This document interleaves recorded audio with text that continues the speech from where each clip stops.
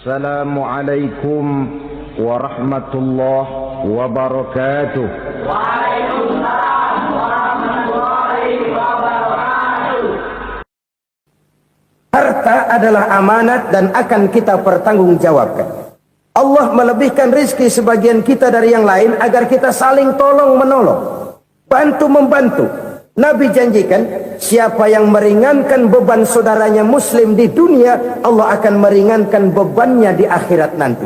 Sebuah jaminan dari baginda Nabi. Si orang yang kita bantu barangkali tidak bisa membalas, Allah yang akan membalas lewat jalan lain yang tidak pernah kita sangka-sangka.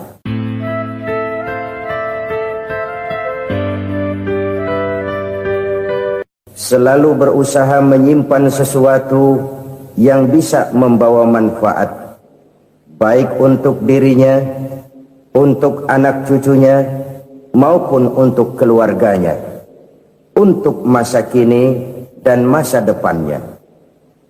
Kadang simpanan itu berbentuk uang, kadang berupa tanah, lain saat berbentuk pabrik, dan lain sebagainya. Sementara masa depan yang paling pasti adalah akhirat.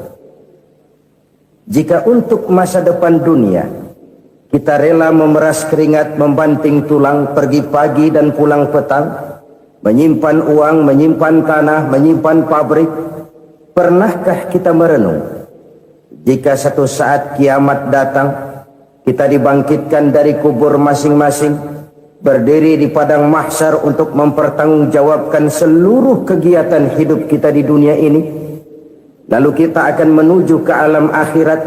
Sudahkah kita mempunyai simpanan untuk akhirat kita? Pada pertemuan kali ini saya ingin menyampaikan sebuah hadis di mana Rasulullah sallallahu alaihi wasallam bersabda, "Arba'un min kanzil jannah." Simpanan sorga ada 4 macam. Yang pertama, ikhfa'us sadaqah, menyembunyikan sedekah. Saudara-saudara kaum muslimin, sebagaimana yang kita maklum bahwa Allah Subhanahu wa taala melebihkan sebagian rezeki dari kita terhadap yang lain. Ada yang kaya, ada yang setengah kaya, ada yang miskin, ada yang setengah miskin, dan selanjutnya. Ada yang gajinya kecil tapi penghasilannya gede. Ada yang penghasilannya gede tapi nggak punya gaji. Ada juga yang memang gajinya gede dan penghasilannya gede. Kelebihan rezeki merupakan sunnatullah dan tidak harus membuat kita merasa lebih dari yang lain. Bahkan sebaliknya, kelebihan itu harus membuat kita ringan tangan untuk menolong mereka yang memang memerlukan pertolongan. Kalau saudara diberikan ilmu, maka pertanyaan akhirat cuma satu: ilmumu kau amalkan untuk apa? Kalau saudara diberikan umur yang panjang, pengadilan akhirat juga bertanya satu: umurmu kau habiskan di mana? Tapi kalau saudara diberikan harta, pengadilan akhirat akan bertanya dua: hartamu kau dapat dari mana, kau belanjakan kemana? Dari mananya ditanya, dan kemananya juga ditanya. Oleh karena kita akan dimintakan pertanggungan jawab, maka amanah yang bernama harta ini harus kita gunakan dengan sebaik-baiknya. Ada penggunaan yang merupakan kewajiban, itu zakat namanya. Ada penggunaan yang sewaktu-waktu, itu infak namanya. Ada yang lebih sewaktu-waktu lagi, dan itu sedekah namanya. Zakat dia terikat oleh haul dan nisab, oleh putaran batas waktu dan ukuran dari harta itu sendiri. Sedangkan infak terikat oleh situasi dan kondisi perekonomian seseorang. Sedangkan sedekah tidak terikat dengan apapun. Dalam kondisi seperti apapun kita bisa melakukan sedekah dengan yang terkecil sekalipun. Sampai-sampai Rasulullah sallallahu alaihi wasallam mengajarkan, la tahqiranna minal ma'rufi syai'an walau an talqa akhaka biwajhin talik. Atau ada hadis, tabassumuka fi wajhi akhika laka shadaqah. Senyumanmu kepada temanmu adalah sedekah. Jadi untuk melakukan sedekah tidak harus dalam berbentuk uang. Dengan ilmu kita bisa sedekah, dengan tenaga kita bisa bersedekah, dengan pikiran kita bisa bersedekah, bahkan senyum kepada teman itu pun sedekah. Jadi kalau sedekah dengan uang memang belum punya uang, nyengir aja banyakin. Itu asal pada tempatnya, jangan lalu ketemu tiang listrik cengengesan. Tentu tidak pada tempatnya dan tidak wajar. Nah, sedekah yang paling dicintai Allah adalah sedekah yang disembunyikan. Artinya jauh dari sifat riya. Kan kadang-kadang ada orang sedekah itu disebutkan namanya. Apa tidak bagus? Kalau memang niatnya ikhlas, ya bagus-bagus saja. Untuk memberikan sugesti kepada yang lain. Si Fulan bin Fulan nyumbang sekian, diumumkan. Boleh kalau niatnya untuk memberikan rangsangan kepada yang lain supaya dia menyumbang lebih besar dari orang tadi. Tapi kalau itu mendatangkan riya, maka sedekah yang paling dicintai Allah adalah sedekah yang disembunyikan. Tangan kiri saja tidak tahu apa yang diberikan oleh tangan kanan. Sedekah yang dilakukan dengan ikhlas akan merupakan perbendaharaan surga, tersembunyi dari pandangan orang lain, tidak seorang pun tahu. Karena memang sikap yang baik adalah melupakan kebaikan dan mengingat kesalahan. Itu salah satu ciri orang bahagia. Orang yang selalu mengingat kesalahannya dan berusaha melupakan segala kebaikannya.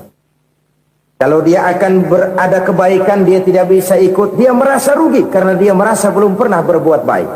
Tapi kalau akan melakukan kesalahan baru, dia ingat kesalahan yang sudah-sudah, sehingga terhalang baginya untuk melakukan satu kesalahan baru. Demikianlah saudara-saudara, bahwa Allah melebihkan rizki sebagian kita dari yang lain, agar terjadi tolong-menolong dalam kehidupan ini. Jadi kesenjangan yang nature, kesenjangan yang alami, itu sunnatullah. Ada yang kaya, ada yang miskin, ada yang kelas menengah. Nah, kenapa lalu sekarang kita berusaha mengentaskan kemiskinan? Oleh karena adanya kesenjangan struktural. Kalau yang kaya bisa semakin kaya, kenapa yang miskin tidak bisa naik jadi ikut sedikit kaya?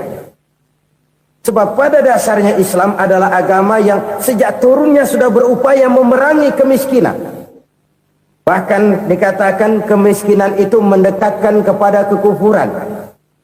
Orang kalau miskin udah dekat banget sama kafir. Gampang menjadi kafir.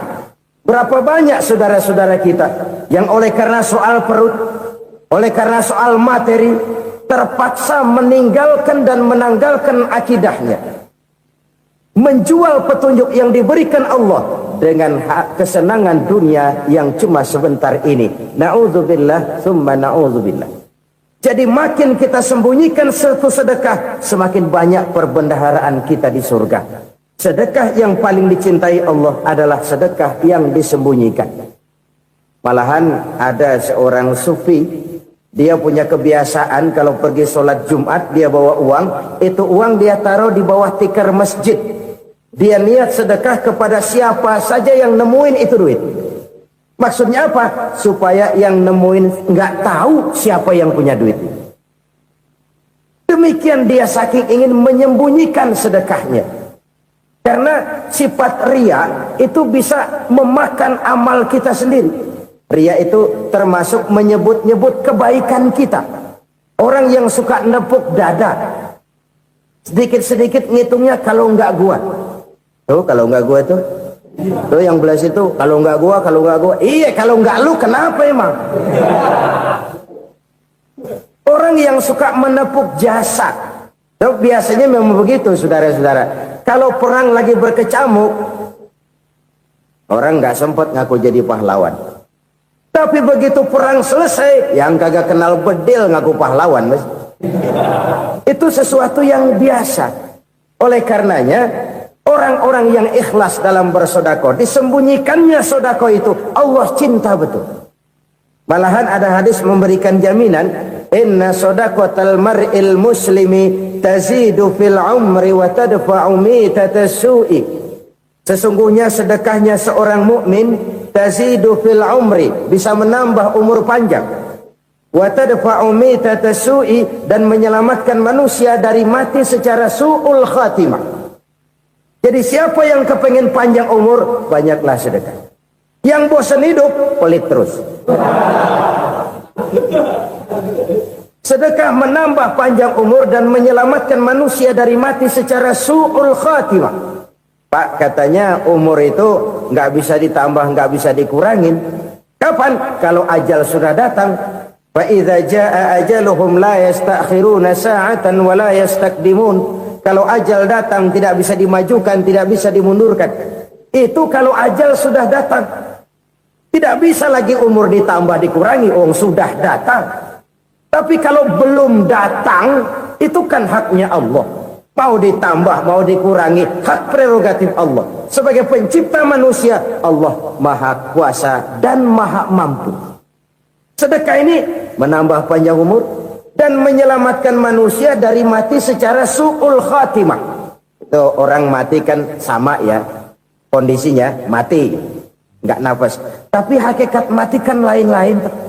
Ada yang mati itu husnul khatimah, baik akhirnya.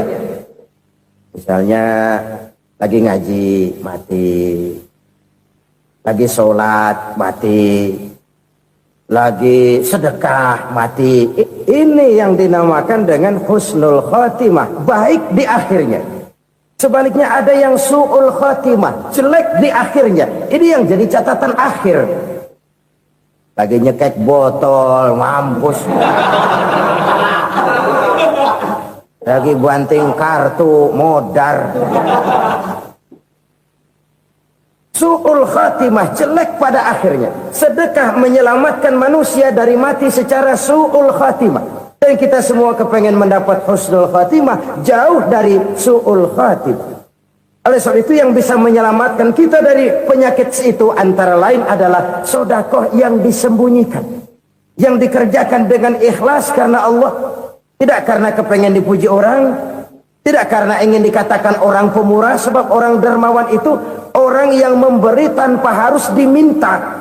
Kalau masih harus diminta, ya belum dermawan namanya, masih harus diminta. Kalau nggak diminta ya tulus, lolos, polos. Saudara-saudara kaum muslimin rahimakumullah.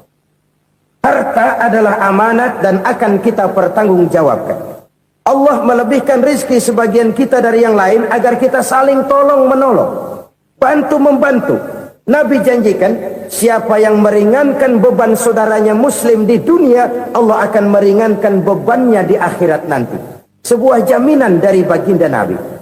Si orang yang kita bantu barangkali tidak bisa membalas, Allah yang akan membalas lewat jalan lain yang tidak pernah kita sangka-sangka.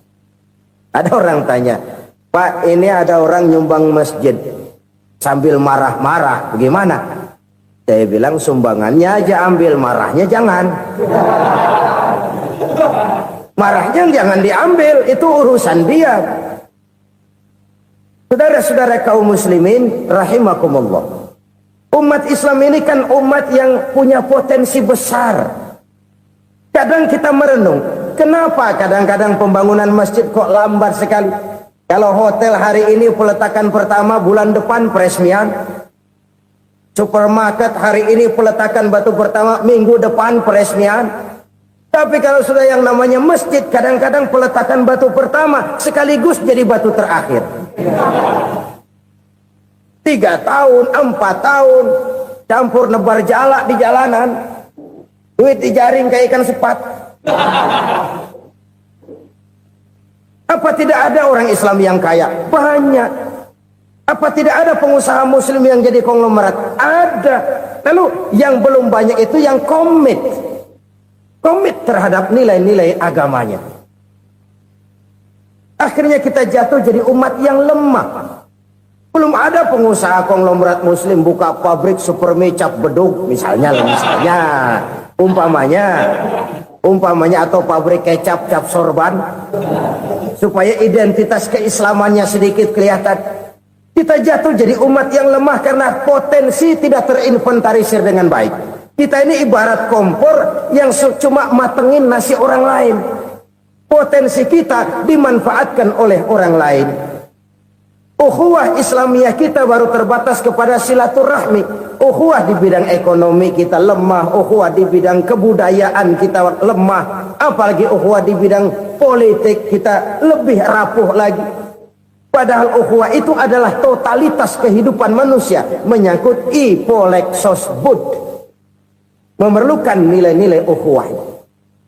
Jadi oleh karena itu mari kita menyadari, di dalam harta kita, walaupun kita yang cari, pergi pagi, pulang sore, peras keringat, banting tulang, di sana ada harta anak yatim. Di sana ada hak masjid. Di sana ada hak pesantren. Di sana ada hak jihad. Berbahagialah seseorang apabila dia oleh Allah dijadikan keran. Keran itu menyimpan air, tapi tidak untuk dirinya, tapi disalurkannya kepada mereka yang memang memerlukannya. Saudara-saudara kaum muslimin rahimakumullah, ini yang pertama. Jadi perbendaharaan surga adalah menyembunyikan sedekah. Orang lain nggak tahu, kita pun nggak pernah ngitung-ngitung. Kita anggap lewat begitu saja, padahal itu deposit akhirat. Satu. Yang kedua, perbendaharaan surga itu apa? Wa kitmanul musibah, menyembunyikan kesulitan. Kadang orang takut menghadapi kesulitan. Tapi makin kita merenung, hidup ini kan sebenarnya urusan. Takut sama urusan, ya jangan hidup. Tandanya orang hidup itu kalau punya urusan. Urusan melupakan problem. Problem sering menimbulkan kesulitan. Kesulitan bukan untuk ditakuti, tapi untuk diatasi dan dicarikan jalan keluarnya. Siapa sih orangnya yang gak pernah sulit-sulit? Makin tinggi status sosialnya, makin gede urusannya. Makin tinggi kualitas imannya, makin berat tingkat kesulitannya. Cuma memang yang namanya enak itu seperti pelangi. Biang lala itu nggak pernah di atas kepala kita, di atas kepala orang melulu. Lo sih enak lo, kata kita. Dia juga bilang yang enak kan lo. Pelangi itu nggak pernah di atas kepala kita. Kata tukang beca, aduh enak ya naik Mercy. Kata tukang beca, apa yang di dalam mobil Mercy? Aduh enak bener tukang beca, di jok ngeringkuk ngorok pules bener. Saya kamar pakai AC sejuk, tempat tidur sutra, empuk, alga, spring bed, gula kulik, nggak bisa pules kalau belum minum Valium, belum tidur. Enak bener tukang beca, di jok ngorok nggak tahu wetan kulon. Si tukang beca bilang yang di Mercy enak, yang di Mercy bilang tukang beca enak. Inilah enak. Nggak pernah di atas kepala kita, di atas kepala orang lain melulu enak itu. Nah, saudara-saudara, yang merupakan perbendaharaan surga itu orang yang bisa menyembunyikan kesulitan, baik pribadi ataupun rumah tangga. Nih terutama rumah tangga yang jadi soalnya. Kadang-kadang kita ini kalau senang, sebaliknya kalau senang kita diam, kalem aja, cuek. Banyak banget duit kita bawaan, diam aja udah. Malah ketemu orang takut. Tapi begitu susah, sekampung tahu. Padahal Nabi mengajarkan perbendaharaan surga itu menyembunyikan musibah, menyembunyikan kesulitan. Kalau enak, cerita sama orang-orang. Kalau nggak enak, rasain sendiri, tekan sendiri, atasin sendiri. Kita kan sebaliknya.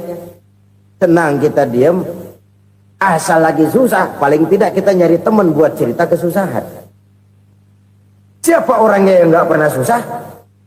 Cuma soalnya bagaimana kita mengatasi kesusahan itu sendiri.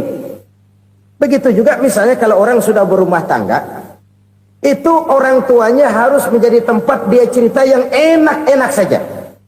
Yang nggak enak rasain berdua, selesaikan berdua, atasin berdua. Jangan dibalik.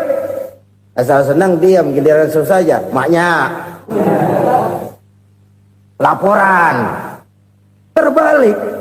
Bisa menjaga security informasi. Maka nama bayam keluar diam, malah seluitan. Enak amat lu makan daging ayam. Security informasi. Saudara-saudara kaum muslimin rahimakumullah. Ujian yang terberat itu yang pernah diberikan kepada para nabi, para rasul, para aulia, para ulama. Makin tinggi keimanan, makin berat bentuk kesulitan. Ayo saya kemukakan satu contoh saja. Ada seorang nabi yang kaya, nabi kaya, namanya Nabi Ayub. Iblis kalau orang begini kan keki.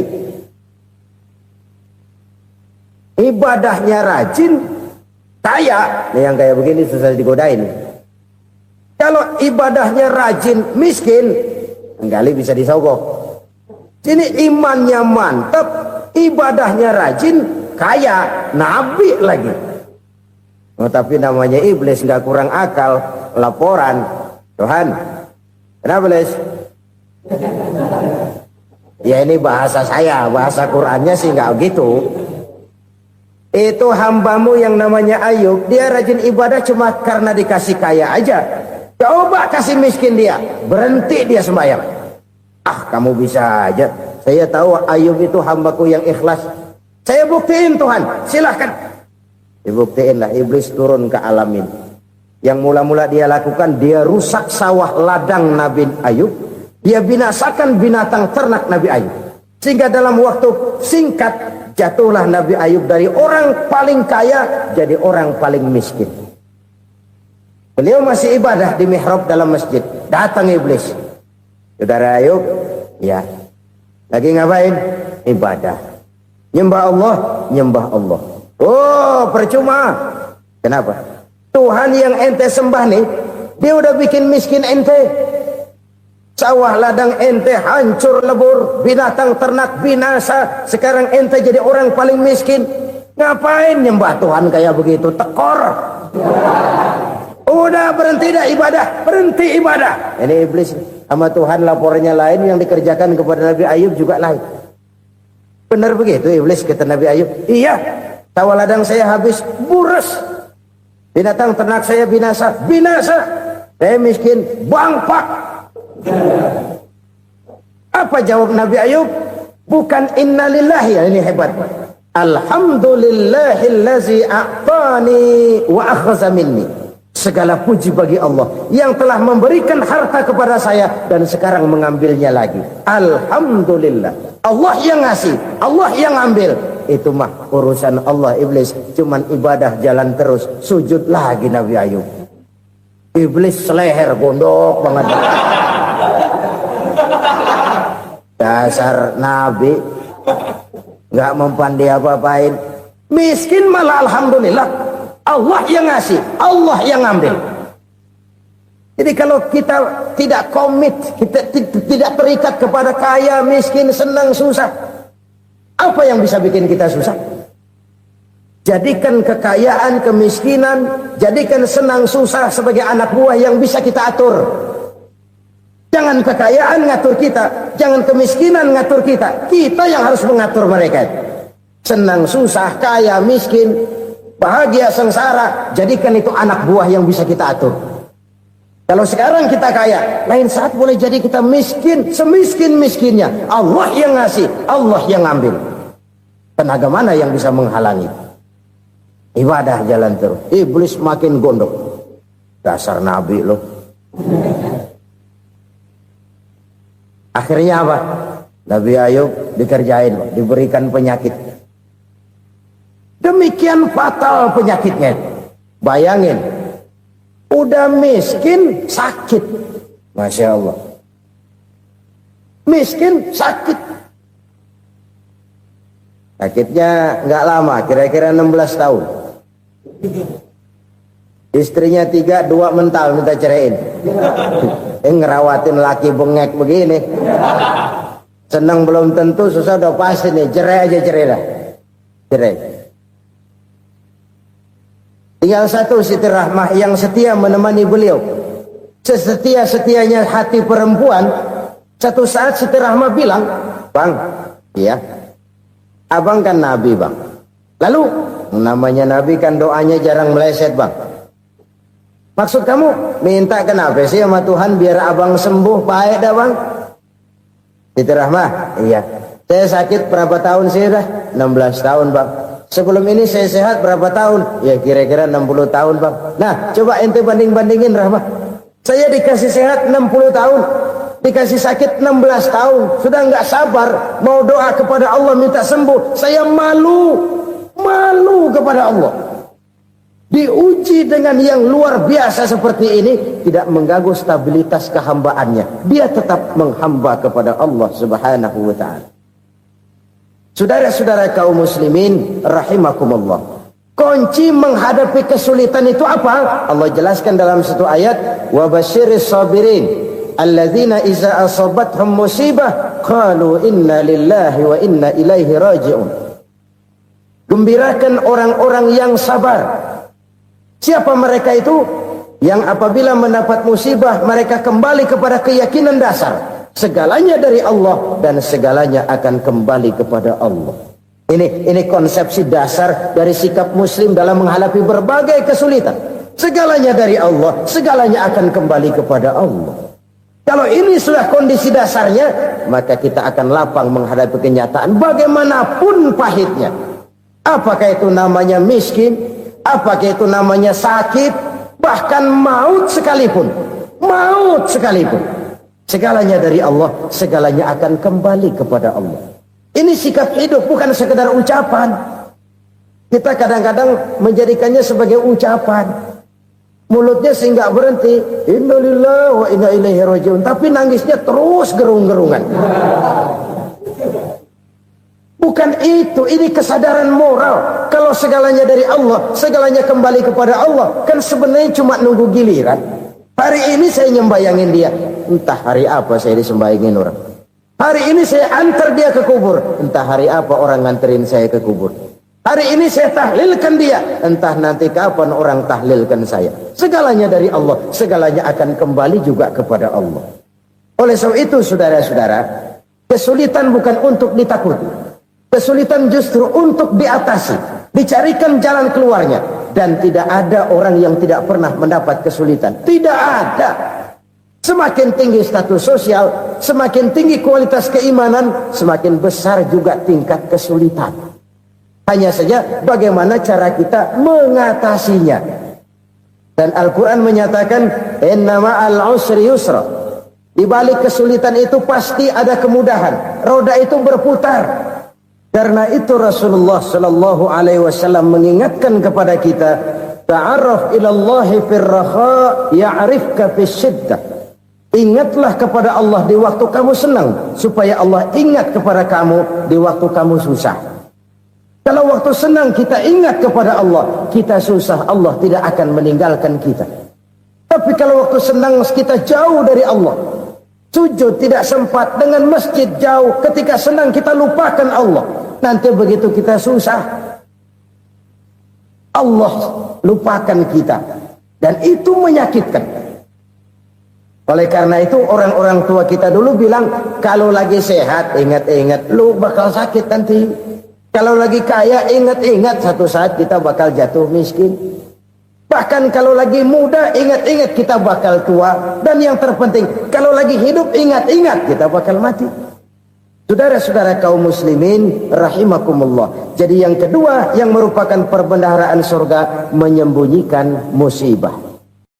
Saudara-saudara kaum muslimin rahimakumullah. Hal ketiga yang merupakan perbendaharaan surga adalah wasilatur rahmi. Orang yang suka bersilaturahmi. Sebagaimana yang kita maklum bahwa manusia adalah makhluk yang disebut zon politika. Makhluk sosial yang tidak mungkin hidup sendiri-sendiri.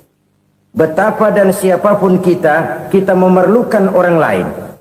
Bodoh betul manusia kalau tinggal di tengah masyarakat tapi tidak mau bermasyarakat.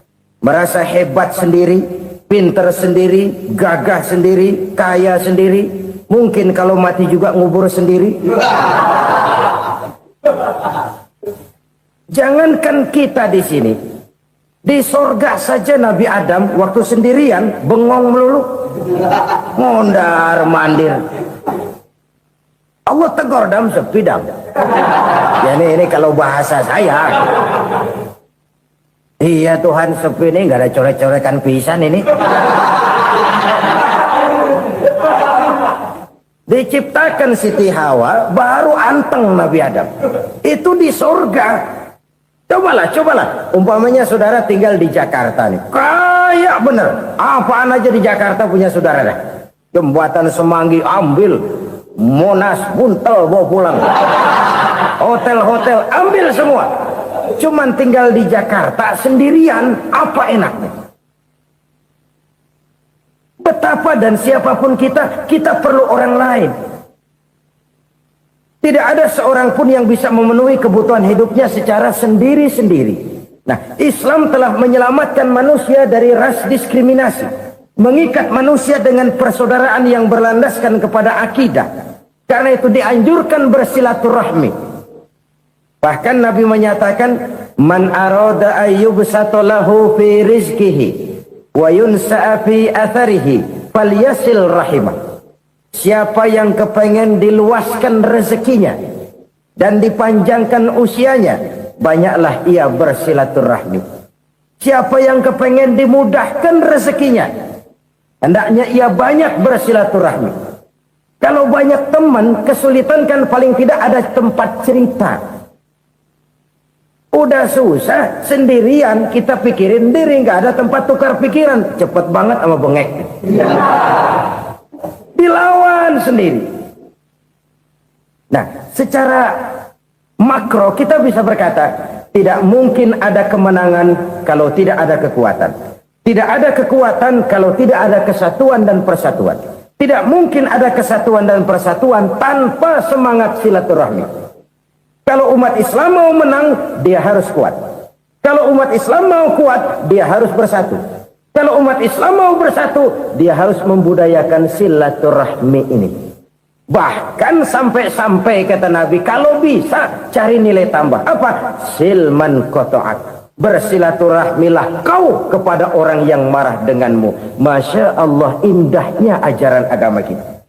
Orang yang marah pun kepada kita, kata Nabi, kalau bisa bersilaturahmilah kepadanya. Kepada orang yang marah itu. Di situ nilai tambah. Cuman jujur nih hadis, ngucapinnya gampang, ngamalinnya yang berat banget. Orang marah sama kita disuruh silaturahmi, ada apa malu? Lu marah, ada gue marahan lagi. Gue pikirin.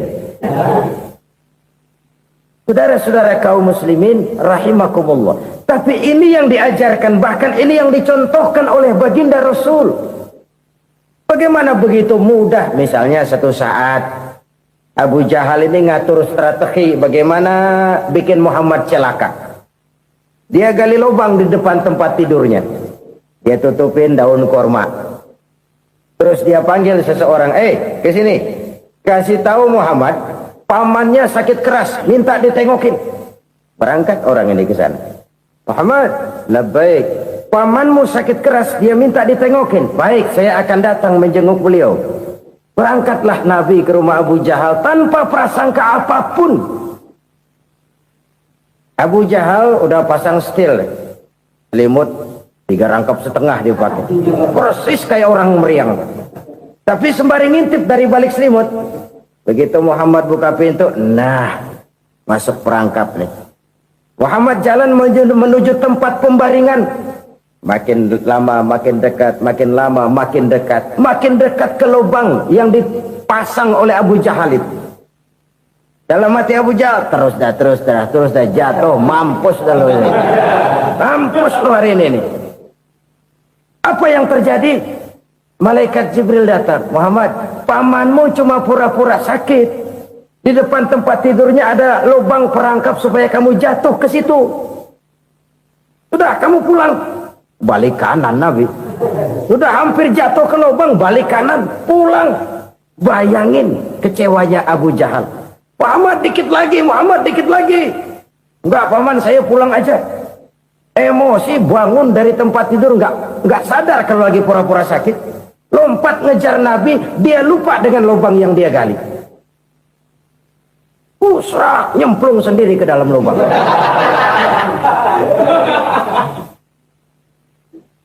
Nabi terus berlalu. Ini terjadi keanehan. Jatuh ke lubang yang dia gali itu sebenarnya nggak terlalu dalam ya, antara 3-4 meteran lah. Tolong saya jatuh ke lubang ini. Datanglah pelayan-pelayannya itu. Angkat saya dari sini. Oh, yang ngulurin tambang. Satu gulung, belum juga nyampe itu tambah. Kurang beli lagi ke warung. Sambung, ulur lagi, nggak juga bisa sampai. Wah, ini kerjaan Muhammad ini. Tolong, siapa salah seorang kamu ke rumah Muhammad, kasih tahu encangnya kecebur. Minta ditolongin. Sampaikan kepada Rasul. Kenapa? Pamanmu jatuh ke lubang, Muhammad minta tolong diangkatin. Tambang udah nyambung-nyambung nggak nyampe juga. Ya, nanti saya datang, saya tolong. Cobain. Nyata-nyata orang berniat jahat mau mencelakakan dia. Datang dia menolong. Ini yang disebut air tuba dibalas air susu ya ini. Bukan sebaliknya. Air tuba dibalas air susu. Paman, kecebur ya? Iya Muhammad, tolongin. Pegang tangan saya. Nabi ulurkan tangannya. Nyampe. Dipegang oleh Abu Jahal. Diangkat ke atas. Sampai atas. Apa kata Abu Jahal? Sihirmu memang hebat Muhammad. Udah ditolongin dikata sihir. Yang enak kita kemplang kan itu orang begitu. Urusan apa? Tapi inilah akhlak. Kalau bisa kamu bersilaturahmilah dengan orang yang marah kepadamu sekalipun. Orang marah kita tetap baik. So, kalau kita berbuat baik sama orang yang memang baik, rasanya sih biasa-biasa aja. Orang baik kita baik lagi. Ya draw aja, belum ada nilai tambah di situ. Baru ada nilai tambah kalau kita bisa berbuat baik kepada orang yang nyakitin kita. Itu namanya kita setingkat di atas dia. Dia sakitin kita, kita berbuat baik sama dia. Dia pelit sama kita, kita baik sama dia. Dia marahin kita, kita deketin dia. Di situ kita punya nilai tambah.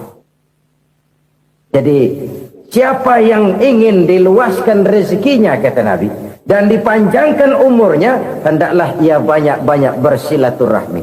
Sederhana sebenarnya silaturahmi. Tapi silaturahmi membangkitkan semangat kesatuan dan persatuan. Kesatuan dan persatuan melahirkan kekuatan.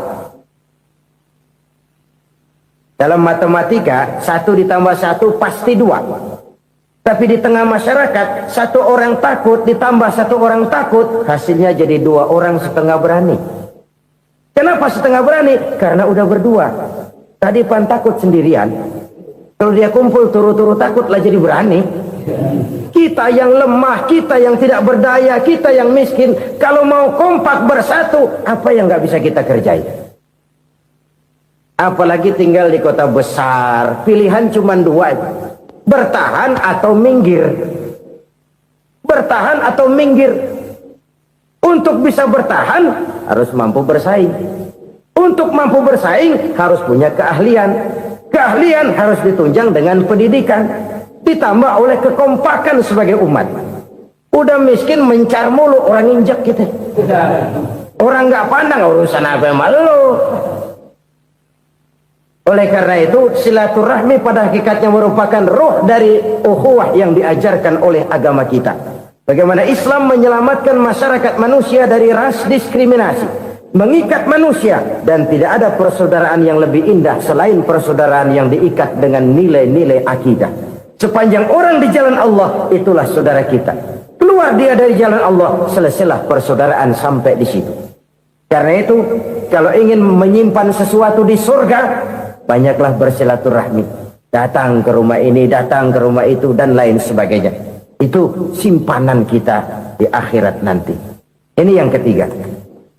Saudara-saudara, yang keempat, perbendaharaan surga itu apa? Wa qawlu la hawla wa la quwwata illa billah. Ucapan la haula wa la quwwata illa billah. Ibadah kan ada yang berat, modalnya besar. Bangun masjid berat, modalnya besar. Bangun rumah sakit berat, modalnya besar. Ada ibadah yang berat, tapi modalnya ringan. Misalnya puasa. Puasa itu berat, mengendalikan nafsu. Kalau sekedar nggak makan nggak minum sih enteng. Mengendalikan nafsu itu jihad terbesar. Tapi kan modalnya ringan, cuma niat saja. Ini ibadah berat, modalnya ringan. Ada ibadah yang ringan, modalnya juga enteng. Seperti termasuk ucapan la haula wala quwata illa billah. Tanpa sadar, la haula wala quwata illa billah. Nyelengin tuh di surga. Nyelengin, kita nggak terasa. Nyelengin simpenan akhirat. La haula wala quwata illa billah. Nyimpan lagi. Kaget. La haula wala quwata illa billah. Nyimpan lagi. Banyak simpenan. Walaupun sebenarnya yang dimaksud di sini adalah kesadaran batin. Bahwa tidak ada daya dan kekuatan kecuali Allah. Itu intinya. Kita memulai pekerjaan disunahkan baca bismillah. Kan begitu. Apa itu? Kesadaran moral. Bahwa ini saya bisa kerjakan. Saya kerjakan ini dengan menyebut nama Allah. Kenapa? Kalau Allah tidak memberikan daya dan kekuatan, mana mampu saya kerjakan ini. Maka saya kerjakan ini dengan menyebut nama Allah. Bismillah. Kesadaran moral. Manusia hanya wajib berusaha, tapi nggak pernah wajib berhasil. Banyak hal-hal yang kalau kita renungkan secara rasio, nggak mungkin. Tapi jadi kenyataan. La haula wa la quwata illa billah. Tidak ada daya dan kekuatan kecuali bagi Allah semata-mata. Kesadaran moral akan kelemahan dan keterbatasan makhluk bernama manusia. Kadang kita kagum dengan otak, tapi kita sering lupa sama yang bikin otak. Padahal bagaimanapun hebatnya otak, yang bikin otak pasti lebih hebat dari otak. Nggak percaya? Silahkan otak-otakan. Inilah kecenderungan.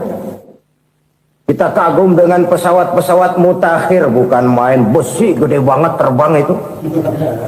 Alangkah hebatnya. Lalu apa yang bikin otak tidak lebih hebat dari itu semua? Kita puji laut. Apa yang bikin laut tidak lebih hebat dari laut itu? La haula wa la quwata illa billah. Tidak ada daya dan kekuatan kecuali Allah. Apa yang bisa kita lakukan kalau tidak karena daya dan kemampuan yang diberikan oleh Allah kepada kita? Lahirlah sikap tawadu, rendah hati, tidak melonjak menjadi angkuh dan sombong, sadar akan kelemahan dan keterbatasan diri sebagai makhluk yang diciptakan oleh Allah Subhanahu wa taala. Jadi satu sisi ini ucapan yang berpahala, la haula, jadi wiridan. Pada sisi lain ini kesadaran moral, sikap mental, kesadaran batin bahwa yang punya daya dan kekuatan itu cuma Allah. Kita nggak pantas untuk sombong, sebab sombong itu pakaiannya Allah. Kita nggak sedang pakai pakaian Allah, kegedean.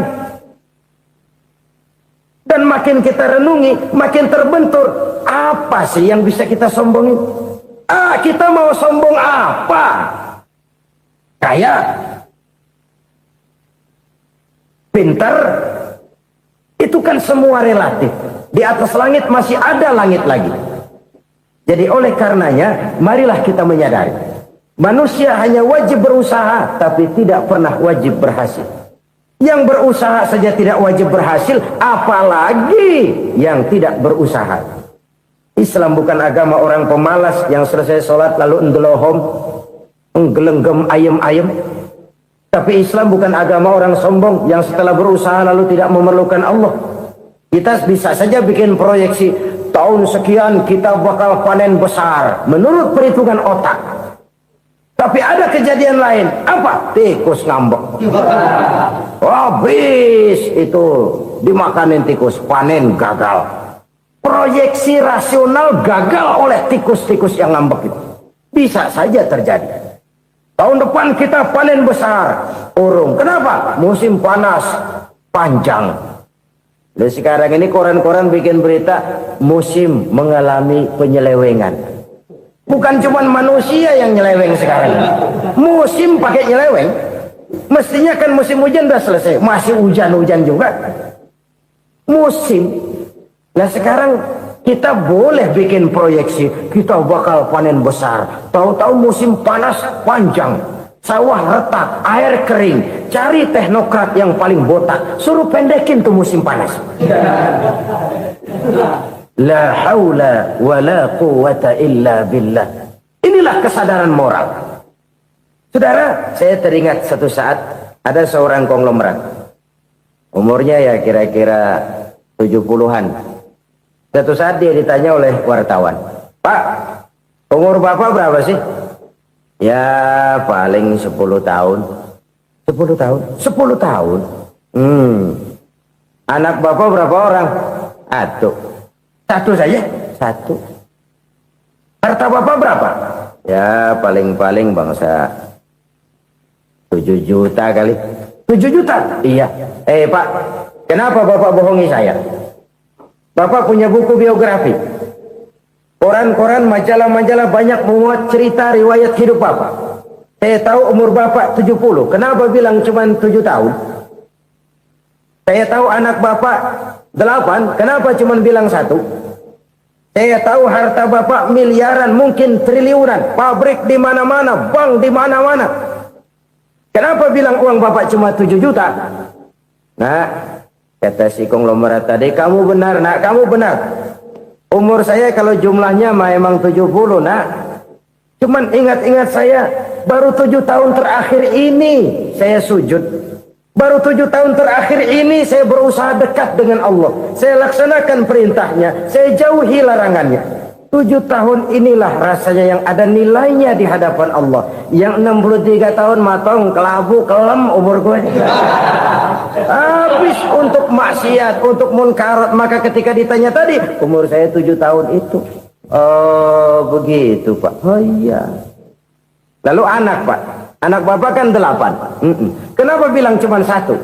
Nah, kalau jumlah hitungannya memang anak saya 8.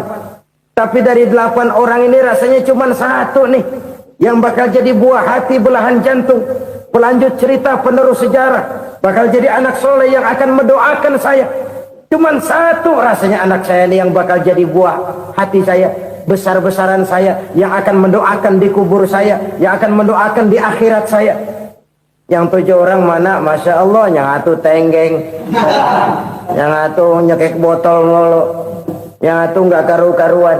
Makanya saya bilang 1 anak saya yang akan bisa mendoakan saya. Oh begitu Pak. Iya. Nah harta Pak. Harta Bapak kan triliunan. Pabrik Bapak di mana-mana. Uang Bapak hampir di tiap bank-bank besar. Kenapa bilang cuma 7 juta? Betul kau nak. Harta saya kalau jumlahnya memang miliaran, triliunan mungkin. Tapi yang saya ingat baru 7 juta tuh yang saya belanjakan di jalan Allah. Saya nyumbang masjid, saya santuni yatim piatu, saya bantu pembangunan pesantren, saya bantu pembangunan rumah sakit Islam. Itu yang akan saya bawa pulang ke akhirat, yang 7 juta itu. Yang triliunan itu nanti akan diperebutkan oleh anak-anak saya sebagai waris saya. Jadi harta saya 7 juta itu yang bakal nemenin saya di akhirat, yang akan saya bawa pulang jadi teman saya. Saudara-saudara kaum muslimin, jangan-jangan orang tua itu adalah kita-kita ini. Jangan-jangan kita-kita ini adalah orang tua itu. Jangan-jangan itu potret dari diri kita masing-masing. Dari sekian umur yang diberikan Allah, berapa tahun yang ada nilainya di hadapan Allah? Dari sekian anak-anak yang merupakan amanah, berapa yang akan mendoakan kita sebagai orang tuanya menjadi anak soleh? Dari sekian banyak harta yang diberikan Allah, berapa yang akan kita bawa pulang menghadapnya nanti, yang kita belanjakan di jalan Allah? Ini sebuah potret kehidupan.